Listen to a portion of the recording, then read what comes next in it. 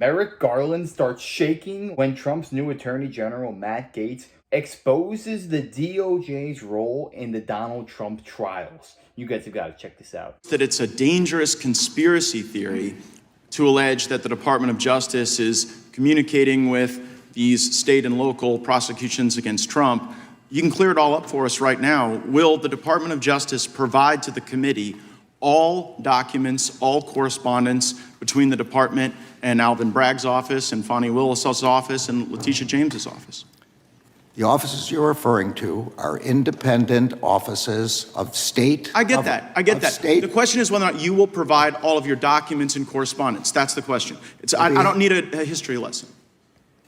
Well, I'm going to say again, we do not control those offices. They make their own decisions. The question is whether you communicate with them, not whether you control them. Do you communicate with them, and will you provide those communications? If you make a request, we'll refer it to our Office of Legislative Affairs. But see, here's the thing. You come in here and you lodge this attack that it's a conspiracy theory, that there is coordinated lawfare against Trump. And then when we say, fine, just give us the documents, give us the correspondence, and then if it's a conspiracy theory, that will be evident. But when you say, well, we'll take your request, and then we'll sort of work it through the DOJ's accommodation process, then you're actually advancing the very dangerous conspiracy theory that you're concerned about. Now, you were a judge, once nominated the highest court in our country.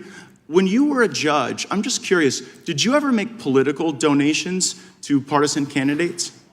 No. No, and you didn't, because that would create the potential appearance of impropriety. I didn't, because there's a federal rule barring federal judges from making contributions. Right, but under that same theory of attacks on the judicial process, like, shouldn't someone be owed like a jury of their peers and a judge that's non-biased rather than getting a judge from your political opponent's donor file?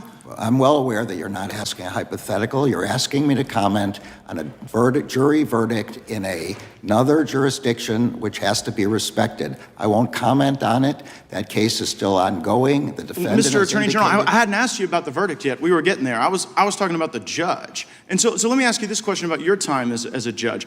Was there ever a time when you were a judge when you had a family member who was personally profiting off of the notoriety of a case that was before your court? Look, I'm going to say again, it's very clear you're asking me to comment on a case in another jurisdiction. No, wait, hold on, Mr. Attorney General. Did you ever have a family member profit off of the notoriety of any case that you sat over? Say again, you're asking yes or no? You're asking me to comment on a case currently. Well, it seems you're connecting the dots, Mr. Attorney General. I'm just asking you as to a general principle, but you are aware that Judge Merchan's daughter was profiting off of this prosecution. You are aware that that creates the appearance of impropriety. You know the very reason there's a federal rule against judges giving donations is because it is the very attack on the judicial process that we're concerned about. I'm sorry, I don't agree with anything you just said, but I'm not going to comment on it. Okay, so you won't comment on it, Mr. Attorney General, but you had no problem dispatching Matthew Colangelo. Who's Matthew Colangelo? That is false. I did not dispatch Matthew Colangelo. Matthew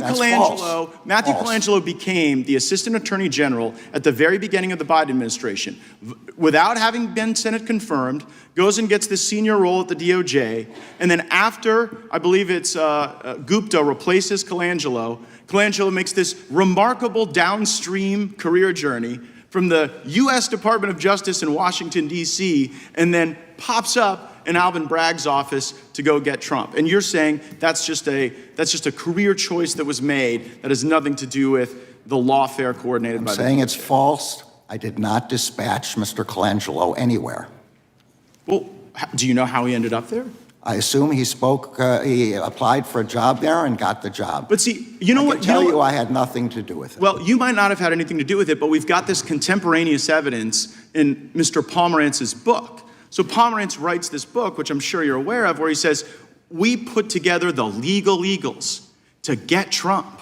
We got all these folks together and we assembled them for that purpose. And so when we on the Judiciary Committee think about attacks on the judicial process, our concern is that the facts and the law aren't being followed.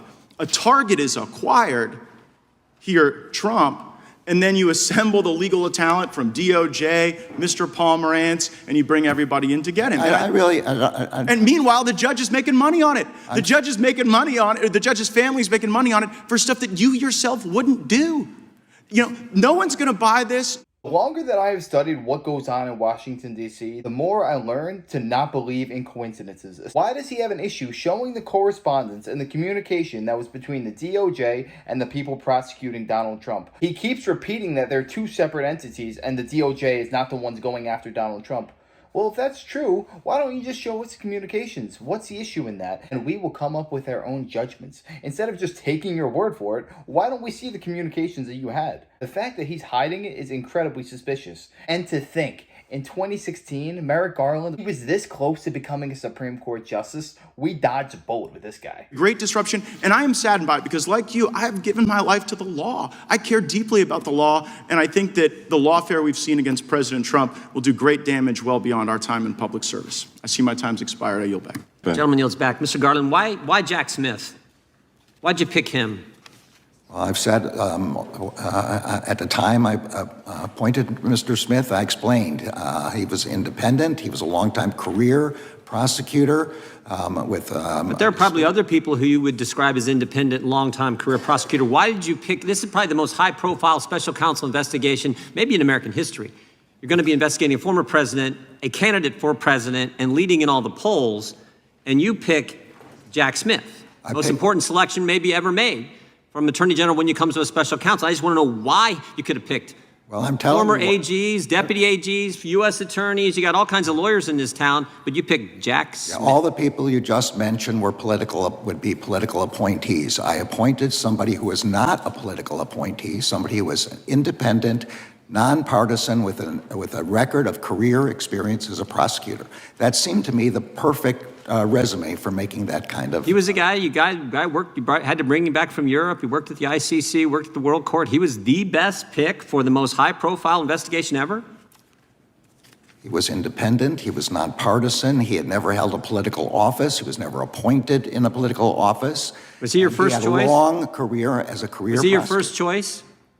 I'm not going to go into the questions. Did you know him before you picked him? I did not. You never worked with him? I did not. Did you meet with him prior to announcing his selection and tell him what was going on? Of course I did. What happened in that meeting? I met with him. I asked him if he would be willing to do this. We talked about my understandings of the role of this office, which are on the public record. That's all. Did he ask for the job? This is not a job I don't think anybody asks for. I'm sorry. No, but that's not the question I asked you. I said, did Jack Smith ask for the job? He did not ask me for the job, no. Did he convey through someone else that he wanted the job? I would be surprised if that were the case, but you don't know? No, I don't know. So he may have?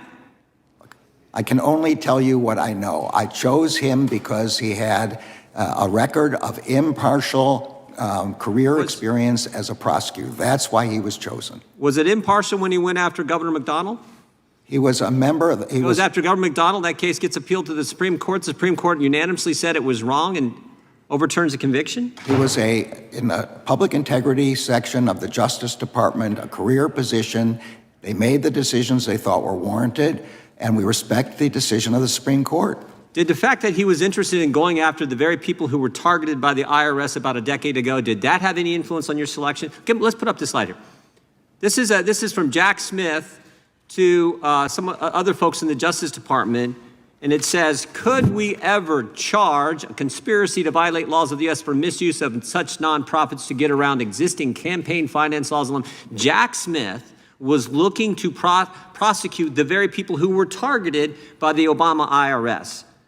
I don't know. You have excerpts from an email I've never seen. You should know that IRS Commissioner Sarah, I'm just asking did this weigh into your decision? Did you know about this? No, what Jack Smith was trying to do? I also don't know if it's true now. IRS Commissioner Sarah Ingram oversees this from Jack Smith himself. Let's discuss tomorrow, but maybe we should try to set up a meeting this week. And here's the response. Here's the response. You didn't get your meeting with Miss Ingram from the IRS, but she's sending the head of the exempt organizations, Lois Lerner, who's known to us. So Jack Smith meeting with Lois Lerner, looking for ways to prosecute the very people who were victims of the Obama IRS. And I'm just asking, did that factor in your decision to name Jack Smith as special counsel? I didn't have any idea about the things. Didn't know about that. No, and I don't know whether they're true now by looking at this. Well, they're definitely true, but you should didn't know about know. it. But this guy was so important, you have to bring him from Europe back here to go after President Trump, name him as a special counsel. Do you regret the pick? I'm sorry, Do you regret picking him? No, I do not regret picking him. Well, prosecutors aren't supposed to tamper with evidence, and it looks like that's what he did. He changed the sequence of the documents that he seized from Mar-a-Lago. I'm sorry, that's a false characterization, but that is ongoing. Here's what he said to the court, Mr. Attorney General. There are some boxes where the order of items within the box is not the same as in the associated scans. I mean, he said it. I didn't say it. He told the court that. Now you're asking me to comment on a discovery dispute that's ongoing in a court. I don't know the facts of it, and I'm not going to comment on it. No, this is from Jack Smith filing with the court. He admitted to the court that they tampered with the evidence. He mishandled the very documents he's charging President Trump with mishandling. And I'm just asking, do you regret picking this guy as the special counsel in the most important special counsel investigation probably in American history? People might be sitting there wondering, why is Jim Jordan being so aggressive?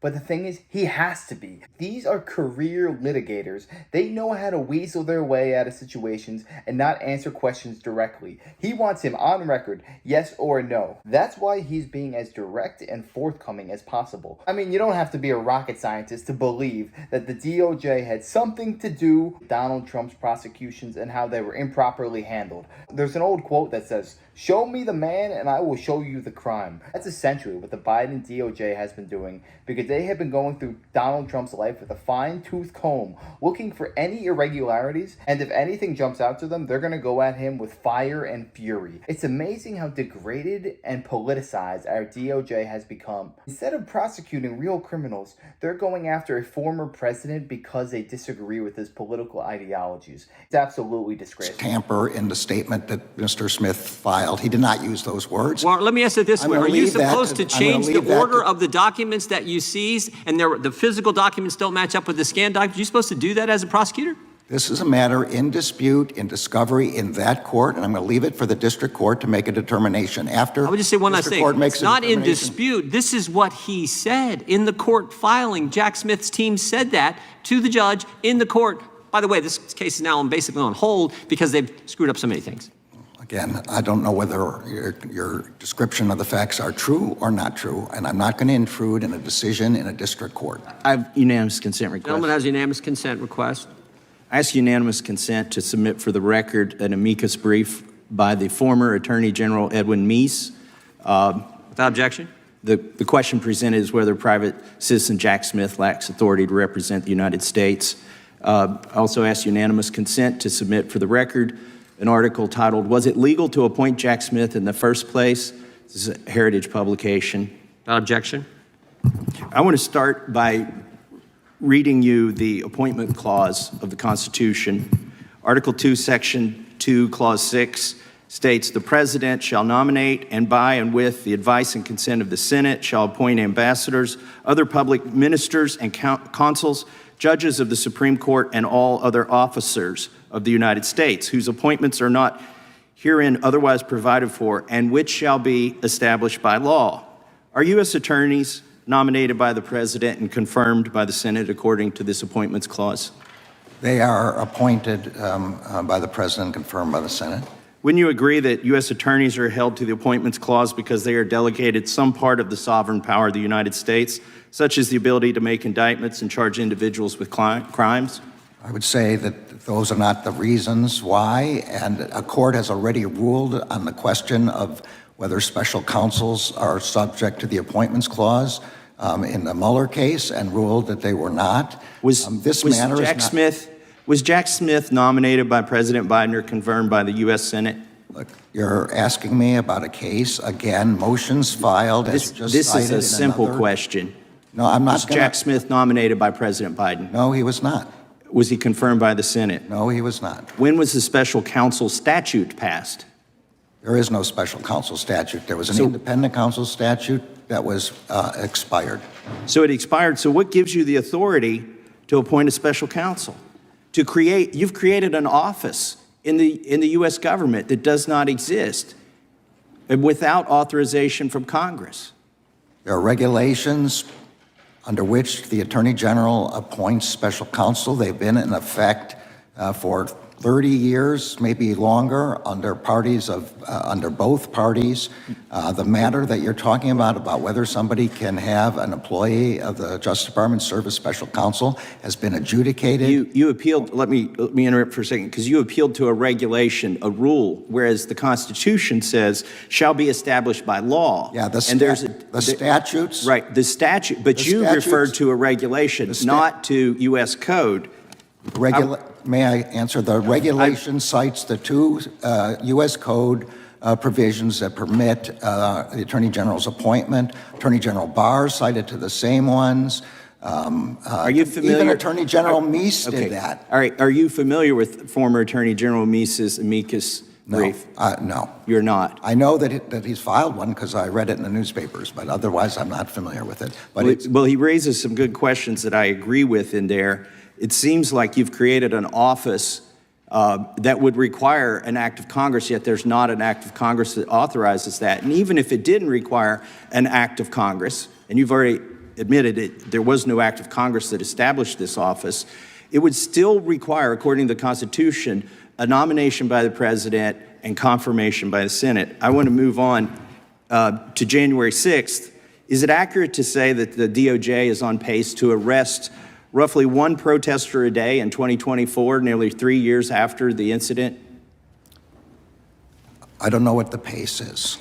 The job is to arrest and bring to justice people who are criminally responsible, and as they are found, they will be arrested. Is your office preparing to drop charges against more than 340 January 6ers charged with 1512C2 and release dozens from prison on that count if the Supreme Court this month reverses how your department has used that statute against them? We respect the Supreme Court. Whatever the court rules, we will act appropriately. So you'll have to drop the charges if the Supreme Court says that you did that wrongfully. I'm not going to answer hypotheticals. We'll wait and see what the Supreme Court says. What do you say in response to D.C. Appellate Court overturning 2 excessive sentencing requests sought by your office? I say that is the United States system of justice working. If people think that they have inappropriate sentences, they can appeal their sentences. That's the way our system works, and we respect the results. So you've refused to answer questions before us, including my questions about January 6th on multiple occasions here in this committee, but the Inspector General is preparing a report. Are you in receipt of that report yet? He's promised to examine the role and activity of DOJ and its components in preparing for and responding to the events at the U.S. Capitol. Are you in receipt of that? I'm not in receipt of any report. You'll have to ask the Inspector General. Isn't it true that it will go to you before it's released for review? I don't know about it will not go to me for review. The Inspector General is independent. I hope to see it before, but that's up to the Inspector General. Let me just remind you, I was not the Attorney General on January 6th. Do we have your commitment to release that as soon as you see it?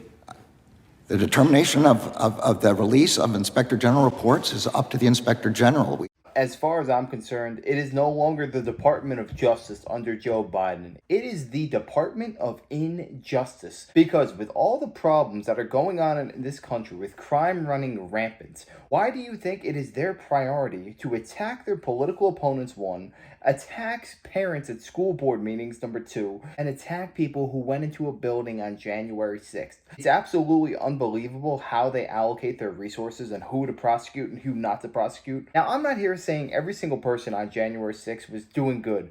There were some knuckleheads in the bunch. I personally think some of the protesters on January 6th were hired feds in order to rile up the crowd and get people going. But make no mistake about it, a lot of people that went into the building that day, walking between the velvet ropes, a lot of those people are still in prison today, 4 years later. It's an absolute joke that the DOJ thinks it's appropriate to attack those people but not address the exponentially high crime that is going on in this country. It is growing by the year. I mean, for goodness sake, the cartel is running wild. They're taking over apartment complexes. But yeah, let's attack these people because they support Donald Trump. Everything that happens in the dark will eventually come to light. So if the Biden DOJ was in communications with the people prosecuting Donald Trump, we will find that out. It might not be today, tomorrow, the next day, the next year. But we will eventually find out, and then we need to hold these people accountable if they are guilty. A lot of times, you could take one good look at a person and you know if they have honor and integrity. And when I personally look at Merrick Garland, I don't see a man of integrity. I see a man that's willing to protect his neck at whatever cost. A weak man who wants to attack his enemies. I don't see a man of honor and integrity. But I guess we have to count our blessings because he was dangerously close to being on the Supreme Court. But yeah, let me know your thoughts on this down below. What do you guys think of Matt Gaetz as Donald Trump's Attorney General? I personally love it. I think he's a bulldog, and he's the type of person we need in Washington, D.C. But let me know your thoughts on that. I'd love to hear it. And if you enjoyed, make sure to smash that like, comment, subscribe, and wish you guys nothing but the best. Until next time.